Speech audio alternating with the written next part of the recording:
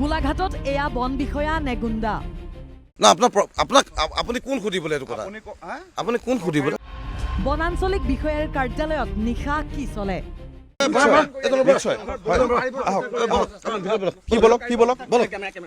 Camera কিয় ধৰিছে camera কিয় ধৰিব কেমেৰা হাত নিদিব কেমেৰা হাত নিদিব নাই অফিচ নহয় চৰকাৰী অফিচত কিয় নোৱাৰিব আহিব মই যদি আৰ্মছ হাত দিয়া প্ৰমাণ আছে দিয়ক যদি প্ৰমাণ দিব নোৱাৰে মই আপোনাৰ ওপৰত মানহানি দিম তেতিয়াহ'লে কিয় আপুনি কৈছে আৰ্মছত হাত দিছে বুলি মোক প্ৰমাণ দিব লাগিব কিন্তু আপুনি অন কেমেৰা কৈছে মই আৰ্মছত হাত দিছো প্ৰমাণ দিব লাগিব অন কেমেৰা কৈ আছো আৰ্মছ থকা মানুহজনক আপুনি বাৰে বাৰে তোমাই যাব নোৱাৰে ক'ত কি টুৱাই যাব নোৱাৰে এইটো টুৱা বস্তু নহয় এইটো সুধা বস্তু নিশা ভেৰণীয়া বাহিনীৰ ৰূপত অস্ত্ৰধাৰী ফৰেষ্ট গাৰ্ড কৰি থাকে নাথাকে তুমি কোন হয় সুধিবলৈ তুমি কোন হয় কেমেৰাত ধৰ বান্ধিয়াক বান্ধি যাম তোমাক বলা বলা বলা বলা আপোনালোকে কিয় এইবোৰ কি কৰিছে এইবোৰ কি কৰিছে ধৰিছো কিহৰ কাৰণে বান্ধ কিহৰ কাৰণে বান্ধ নেকি তুমি কি কাম আছে ৰাতি কি কাম আছে গভৰ্ণমেণ্ট অফিচত কি কাম আছে তোমাৰ এতিয়া ঠিক আছে বান্ধ নেকি বুলি ক'লে বান্ধ বুলি কৈছো তোমাক ঘটনা গোলাঘাটৰ বনাঞ্চলিক বিষয়াৰ কাৰ্যালয়ৰ বৃহস্পতিবাৰৰ নিশাৰ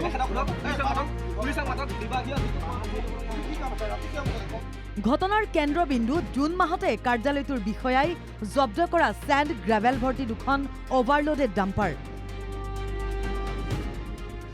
দুখন আছিল এজন DFOৰ আত্মীয়ৰ বৃহস্পতিবাৰে নিশা ন্যূনতম জৰিমনা বিহিয়েই ডাম্পাৰ দুখন মুকলি কৰি দিয়াৰ চেষ্টা চলাইছিল কাৰ্যালয়টোৰ একাংশ বিষয়াই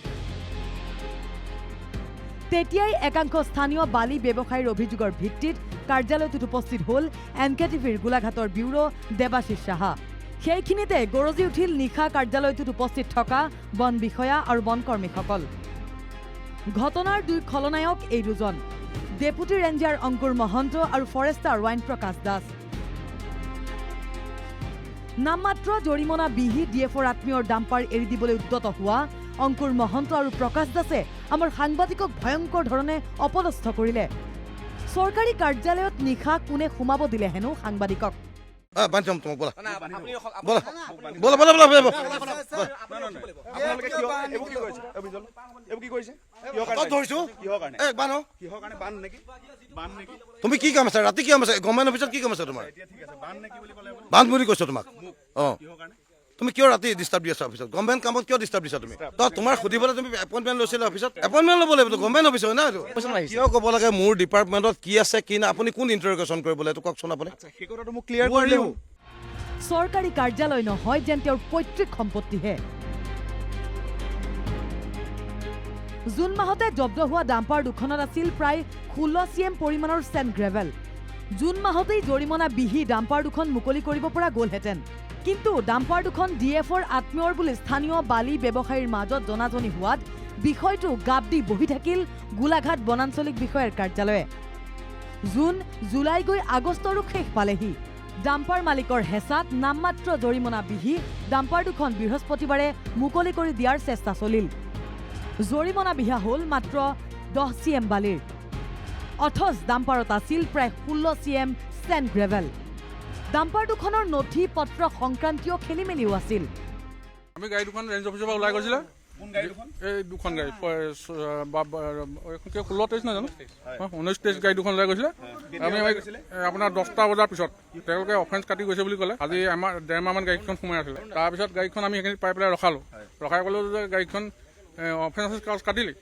আমাক দেখুৱালে গাড়ীখন কাগজখন দেখুৱাৰ লগে আমি চালো এখন 10 CM দেখুৱাইছে 10 CM নতুন MMতে 1 লাখৰ ওপৰত অফেন্স লাগিব লাগে কিন্তু লাগিছে আপোনাৰ লগাইছে টোটেল 80,000 টকা আমি কৈছো এখন 19-23 গাড়ী 12 CM ইনে থাকে বডিৰ ওপৰত মাল আছে এখন 15 CM ওপৰত গাড়ী আজি দুদিনমানৰ আগতে বকিয়াল ভিতৰত এখন 407 ধৰিছিলে আপোনাৰ 407 তাত মাল আছিলে 2.95 CM এতিয়া গেজেটেড নটিফিকেশ্যনৰ মতে আপোনাৰ যদি বিলো 3 CM হয় তেতিয়া 5,000 টকা ফাইন মানে হেৰি লগাব লাগে অফেন্স লগাব লাগে উইথ GST লগাই পেলাই খুব বেছি 6,000 টকা ভিতৰত হ'ব লাগে কিন্তু DFO বোলে গাড়ী অনাৰজনক 50,000 টকা ডিমাণ্ড কৰে তেওঁ মোলৈ ফোন কৰিলে মই DFO ক'লো যে আপুনি 50,000 টকাটো কি হিচাপত আপোনালোকে অফেন্সটো বিচাৰিছে তেতিয়া ক'লে যে মোক তেওঁ এটা মেছেজ দিলে যে এতিয়া বৰ্তমান অফেন্সটো বন্ধ হৈ থাকিব তেওঁ মোক নিজে দিয়া মেছেজ দেই এইটো ইয়াত মেছেজ আছে ইয়াত তেওঁ এইটো মেছেজ তেওঁ দিছে যে অফেন্স কম্পাউণ্ডিং দুদিনমান বন্ধ থাকিব খুলিলে জনাম এই জনোৱাৰ পিছত তেওঁ বন্ধ হৈ থকা বুলি পৰহি কোৱাৰ পিছত কালি এই দুখন গাড়ী কেনেকৈ অফেন্স কাটিলে এই কথাখিনি সোধোতেই ৰুদ্ৰমূৰ্তি ধাৰণ কৰি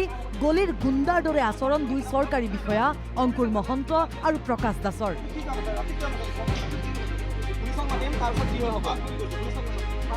নিশা NKTVৰ সাংবাদিক দেৱাশিষ সাহাক চূড়ান্তভাৱে অপদস্থ কৰি ভাবুকি দি আক্ৰমণৰো চেষ্টা চলালে বন বিষয়া আৰু কৰ্মীৰ দলটোৱে।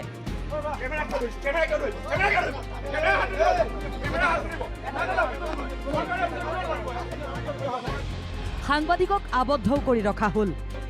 মুখটো বন্ধ কৰি দিছে ইয়াত, মই কেনেকৈ যাম? মুখটো আবদ্ধ কৰি দিছে ইয়াত। কিন্তু নিশা ঘটনাস্থলীত উপস্থিত ৰাইজৰ প্ৰতিবাদত সাংবাদিক দেৱাশিষক মুকলি কৰি দিবলৈ বাধ্য হ'ল বন বিষয়া কৰ্মীৰ দলটো। উত্তপ্ত পৰিস্থিতিৰ মাজতো বন বিষয়াৰ দলৰ ভাবুকিত শংকিত নহৈ দায়িত্ব পালন কৰি গ'ল আমাৰ সাংবাদিকে। दम दे रहा था, कहाँ गया आपका दम? आपका जुबान जो चल रहा था अभी कहाँ गया आपका जुबान?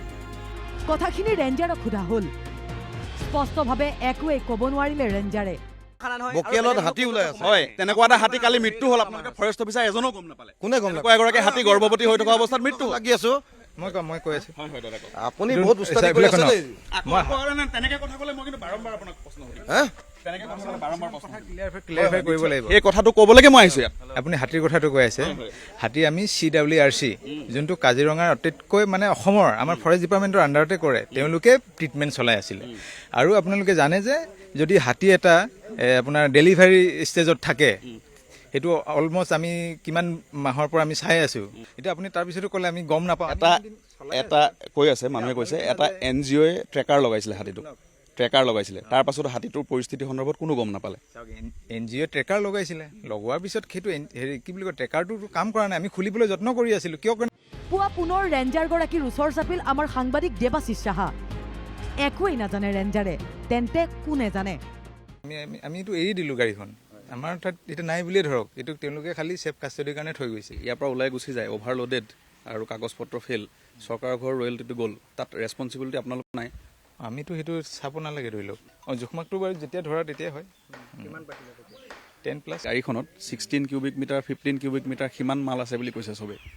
সেইটো গম নাপাওঁ, এইটো কিমান জুখিলে। কয় যে ডলাখনলৈকে 13 কিউবিক মিটাৰ থাকে, তাৰ ওপৰত অভাৰলোডিং আছে, অৰ্থাৎ 15 পৰা 16 CM থাকিব পাৰে বুলি কয়। সেইটো গম নাপাওঁ বাৰু। কোনে গম পাব কথাটো? এতিয়া আমাৰতো তেতিয়া যোনে জুখিছিলে, ধৰি লওক। কোনে জুখিছিলে? গোলাঘাট বনাঞ্চলিক বন বিষয়াৰ কাৰ্যালয়ৰ বিষয়া কৰ্মচাৰীৰ নিশাৰ এই কাণ্ডক লৈ পুৱালৈ জাঙুৰ খাই উঠিল গোলাঘাটৰ দল সংগঠন। ঘটনাক তীব্ৰ ভাষাৰে গৰিহণা বৰুৱা বামুণগাঁও সাংবাদিক সন্থাৰ। গোলাঘাট থানাত এজাহাৰ সাংবাদিক দেৱাশিষ সাহাৰ। জিলা আয়ুক্তৰ জৰিয়তে মুখ্যমন্ত্ৰী আৰু বনমন্ত্ৰীলৈ স্মাৰক পত্ৰ প্ৰেৰণ কৰি ঘটনাৰ উচিত তদন্তৰ দাবী কৰিলে গোলাঘাট জিলা সাংবাদিক সন্থাই।